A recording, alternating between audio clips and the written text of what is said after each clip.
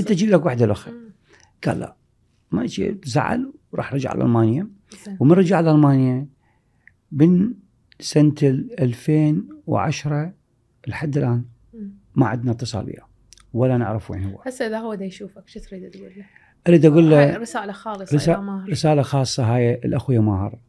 طبعا أولا أبويا كان دا يدعي له أن يجي يشوفه على فراش الموت، وحاولنا هواية نتصل بيه أن يجي يشوفه. وشفته الوالدي يعني دائما كان الأب يذكر اسم الابن الآخر دقائق، أثرت بيه هواية.